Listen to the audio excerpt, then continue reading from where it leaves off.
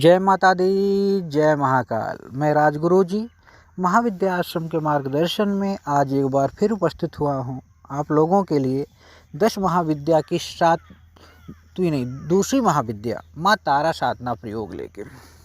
जीवन का सौभाग्य होता है जीवन में कम से कम एक महाविद्या की साधना को सिद्ध करना।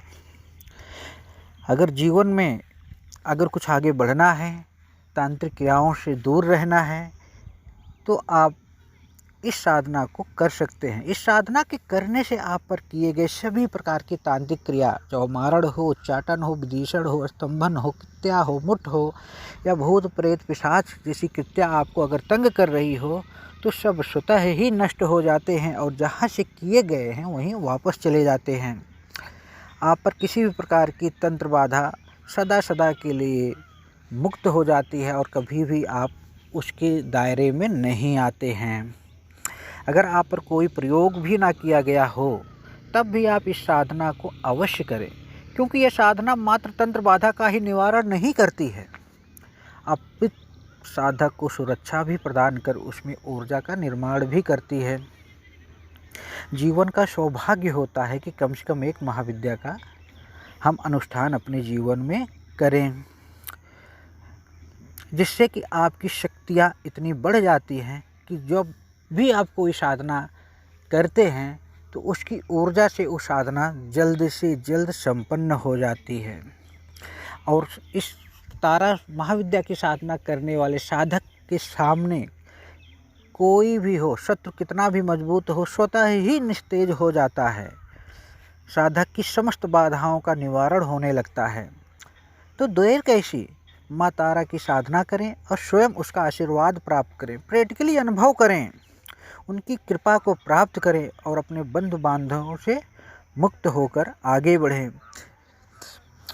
जीवन में आगे बढ़ना है तो कम से कम एक महाविद्या की साधना आपको करनी ही करनी है। और तारा तो इसमें तारणहारिणी है। तारा का स्वरूप ही ऐसा है कि जीवन में चाहे आर्थिक परेशानी हो, चाहे धार्मिक परेशानी हो, चाहे धन की परेशानी हो या राजनीतिक सामाजिक परेशानी हो, सबको दूर करती हैं। किसी प्रकार का भी शत्रु हो, अंदर हो बाहर हो, उसको भी निस्तेज कर देती हैं, बंधन स्तंभन से विमुक्त कर देती हैं।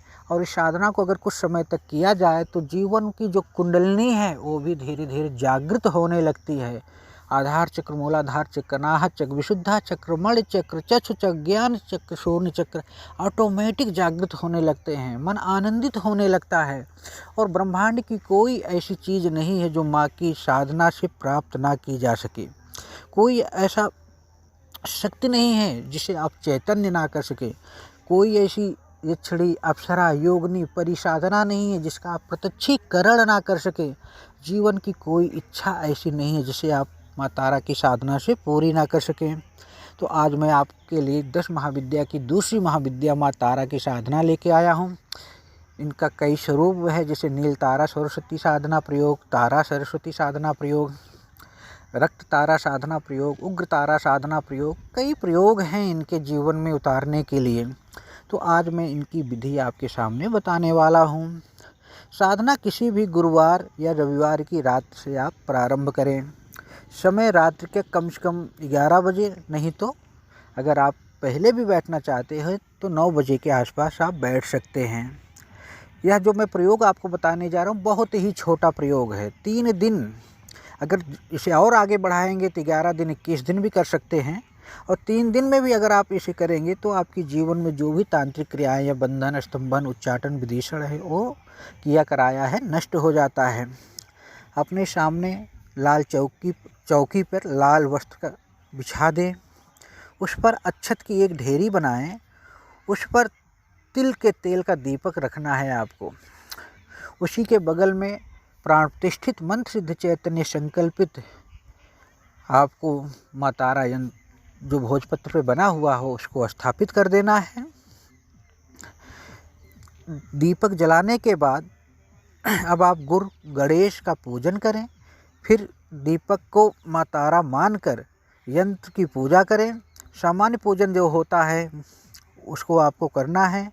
इस साधना में अगर एक चित्र भी माँ तारा का मिल जाए तो बहुत ही अच्छा है, और ना मिले तो कोई दिक्कत नहीं है। यंत्र को ही माँ का चित्र मान के आपको पूजा करना है। भोग में कोई भी मिठाई आप अर्पण कर सकते हैं। एक नारियल लाल कपड़े में लपेटकर माँ को समर्पण करें। दीपक के पास ही रखना है, दूर नहीं रखना है नारियल को। अब संकल्प लें और निम्न मंत्र की 11 माला मंत्र का जाप आपको करना है। मिठाई नित्य किसी गाय को खिलाएं साधना के बाद, स्वयं नहीं खाना है आपको। इसमें रुद्राक्ष की माला, प्राण प्रतिष्ठित मंत्र सिद्ध चैतन्य आपको लेनी है। याद रखना, कोई भी साधना तंत्र की हो तो उसमें यंत्र माला का बड़ा महत्व है। जो भी हो वो प्राण प्रतिष्ठित हो, मंत्र सिद्ध चैतन्य हो, संकल्पित हो। और वैसे तो जो बता रहा हूँ 3 दिन की ही साधना है। अगर आप इसे 11 और 21 दिन करेंगे तो इसका बहुत अच्छा रिजल्ट आपको मिल जाएगा। उसके बाद 3 दिन जब आपकी साधना कंप्लीट हो जाए, तीसरे दिन जाप के बाद हवन कुंड में 108 आहूत घी से आपको देना है। इस तरह से यह साधना पूर्ण होती है। अगले दिन दीपक, अक्षत, नारियल, वस्त्र को प्रवाहित कर देना है या किसी मंदिर में रख देना है। माला को धोकर रख लें और उसी माला से एक माला गुरु मंत्र का जाप करें, और डेली माता जी के मंत्र का जाप भी करें तो और अच्छा है। वो माला आप किसी भी साधना में ले सकते हैं। मंत्र बहुत छोटा है। ओम हुम ह्रीं हुम क्लीं सौं हुम फट। एक बार मंत्र फिर बता रहा हूँ। ओम हुम ह्रीं हुम क्लीं सौं हुम फट। एक बार दोबारा देख लीजिए। ओम हुम ह्रीं हुम क्लीं सौं हुम फट।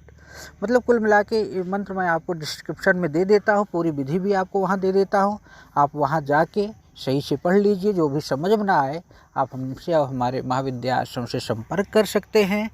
और मैं ये कहूँगा कि 3 दिन की साधना को संपन्न करके अपने जीवन में जितने भी समस्त प्रकार के रोग, दोष, तंत्र, क्रिया जो भी जिससे भी बाधित है उससे छुटकारा पाएँ और आगे बढ़ें। जय माता दी, जय महाकाल।